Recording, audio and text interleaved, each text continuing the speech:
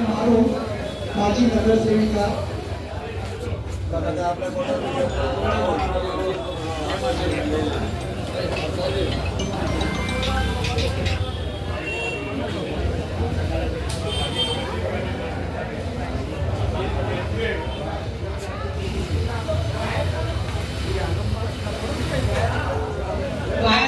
महामानव डॉक्टर बाबा साहेब आंबेडकर शरणों में कोटि कोटि वंदन। मेघवाल समाजना मारा पितृतुल्य वडीलो जे બંધારણ બનાવીને ગયા છે, આજે આ મંચ પરથી એમને યાદ કરું છું અને એમને પ્રણામ કરું છું। માનનીય વ્યાસપીઠ, આજની આ સભામાં મુખ્યત્વે બધાએ પોતપોતાની વેદના કઈ સ્થિતિ છે, શું પ્રોબ્લેમ છે, શું નહીં, પણ હવે આ બધી વાત ભૂતકાળ થઈ ગઈ। જે લડી શક્યા એ લડ્યા અને જે નથી લડી શક્યા એને હવે આ છેલ્લો અવસર છે લડવાનો। જો અત્યારે તમે ખુદ માટે કે સમાજ માટે કાંઈ ન કરી શક્યા તો પછી આગળ મારા ખ્યાલથી 3 મહિના પછી પણ તમને કોઈ પણને શિકાયત કરવાનો કોઈ અધિકાર રહેતો નથી। જ્યારે આપણે સમય ઉપર કાંઈ ન કરી શકીએ ત્યારે આપણને શિકાયતનો કોઈ અધિકાર રહેતો નથી। સર્વપ્રથમ તો ચૂંટણીની જ વાત ઉપર આવું છું। જેવી રીતે અહીંયા કહી ગયા કે આપણને આપણા વિષય પર જ રહેવાનો છે, એનો વિષય પર જ રહીશ।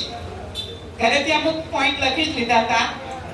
પહેલા તો જે ચૂંટણી કન્વીનર બનાવવામાં આવ્યા, જેને આપણે પ્રબંધક કહીએ, એને ચૂંટણી ઢંઢેરો અને ચૂંટણી જાહેરનામાની જ ભાન નથી। ચૂંટણીનું જાહેરનામું કોને કહેવાય અને ચૂંટણીનો ઢંઢેરો કોને કહેવાય? ચૂંટણીનો ઢંઢેરો બહાર પાડ્યો, ઢંઢેરો બહાર પાડ્યો, એને ઢંઢેરો ન કહેવાય।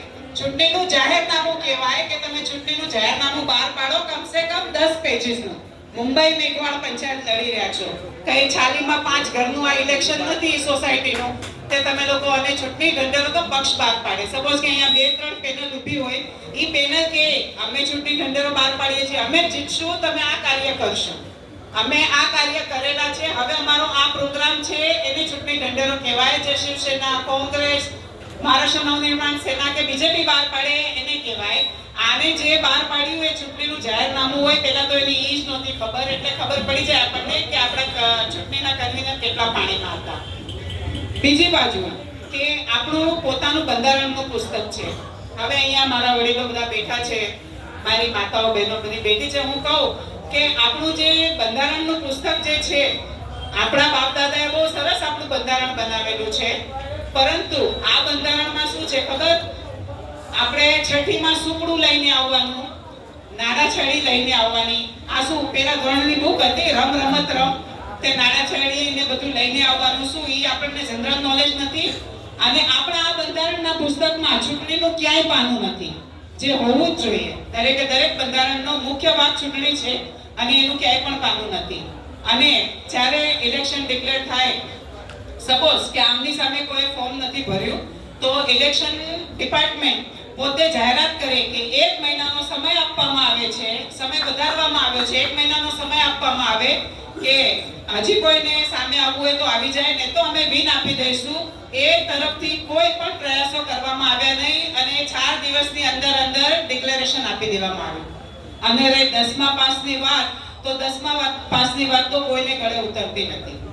આ તો કહે ને કે ખાલી તમે કઈ રીતે આટામાં આવો, 4 લાઈનમાં તમારું આખું ઇલેક્શન સમાપ્ત થયું।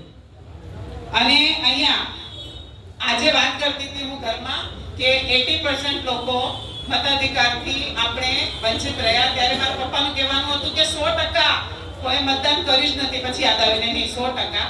અને જ્યાં 7000 મતદારોની વાત આવે છે કે 7000 લોકો મતદાતા બન્યા છે, એમાંથી અમારો પરિવાર બી છે, પર એની આપણે કોઈની ફેવરમાં મતદાતા નથી બન્યા, અમે મતાધિકાર માટે મતદાતા બન્યા હતા કે અમને મતાધિકાર મળશે અને સમાજને આપણા 100-125 રૂપિયાથી ફાયદો થશે, એટલે અમે મતાધિકાર। એટલે અગર આપણે માનતા હોય કે 7000 એની પાસે અને 25000 અમારી પાસે નહીં, 7000 પણ આપણી જ પાસે છે, બીજા કોઈની પાસે કાંઈ છે જ નહીં। આ મતાધિકારનો આ એક પોઈન્ટ ધ્યાન રાખજો। મતાધિકારમાં જે લોકોએ પોતે મતદાતા બન્યા છે કે મતાધિકાર માટે બન્યા છે, કોઈની ફેવરમાં નથી બન્યા। અને અત્યારે આપણે જ્યારે આ બધી પંચાયતોની મીટિંગ અહીંયા બોલાવી છે, તો મને આજના સભાના પ્રમુખ જે કે પડાયા સાહેબને કહેવાનું એટલું છે કે એડોક કમિટી જલ્દીથી જલ્દી બનાવવામાં આવે। બરાબર, એડોક કમિટી જલ્દીથી જલ્દી બને અને તાબડતોબ આપણે એક પ્રક્રિયા હાથ ધરીએ કે ચૂંટણી કન્વીનર આપણે કોને બનાવવા. બધા પોતપોતાની રીતે પત્ર આપે, જેમ કે સુનિલભાઈ ચૌહાણ છે પોતાની ટીમની સાથે પત્ર આપે, બીજા કોઈ ઈચ્છુક હોય તો સામે આવે. આ સમાજનું કાર્ય છે, આ નિષ્પક્ષ રીતે નિઃશુલ્ક કાર્ય કરવાનું છે, એટલે બધા સામે આવે. જે શ્રેષ્ઠ હોય એને આપણે તાબડતોબ ચૂંટણી પ્રબંધકો નિમી દઈએ અને મેઘવાળ સમાજ આખો ફરી વળીએ. એક પણ પંચાયતનું એક પણ વ્યક્તિ છૂટવું ન જોઈએ. નાનામાં નાની વ્યક્તિને પણ મતાધિકાર મળે અને એ પણ નિઃશુલ્ક, 1 રૂપિયો લીધા વગર મતાધિકાર. અને જ્યાં 1 રૂપિયાની વાત આવે છે કે 10 રૂપિયાની વાત આવે છે, તો જ્યારે ઇલેક્શન ડિક્લેર થશે ત્યારે આપણો સમાજ પૈસા 2 હાથે આપશે. સમૂહ લગ્નમાં પૈસા આપીએ છીએ ને, આપણે એજ્યુકેશનના પ્રોગ્રામમાં પૈસા આપીએ છીએ ને, આપણે ડીજેના લગ્નના ખર્ચા કરીએ છીએ ને, આ સામાજિક કાર્ય છે.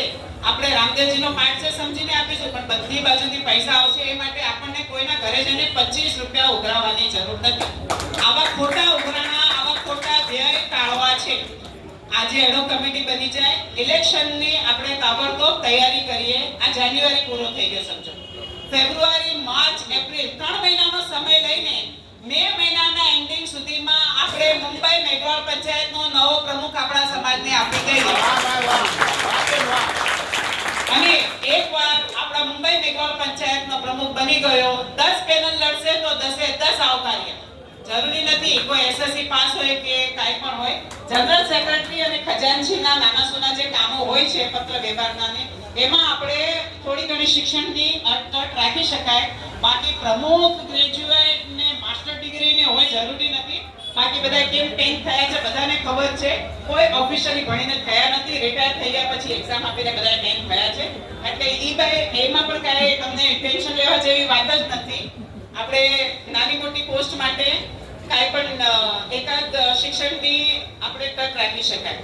બીજી વસ્તુ એ કે આપણું બંધારણ જે છે એમાં આપણું મેઇન મુંબઈ મેઘવાળ પંચાયત જે છે, આપણું નામ છે, આપણું ટાઇટલ છે, આપણા બાપ દાદાનું છે, આપણું બંધારણીય નામ છે, ઈ કોઈને જવા દેવાય નહીં, ક્યારેય નહીં. એ માટે જે કોઈ બી નવો પ્રમુખ આવે, નવા પ્રમુખના અંડરમાં એડહોક કમિટીની સાથે આપણે પણ ચેરિટીમાં પોતાની રીતે આપણી રજૂઆત કરી શકીએ છીએ કે આ અમે એટલા લોકો, અમારી પાસે એટલા માણસો અને અમને અમારું ટાઇટલ જોઈએ છે.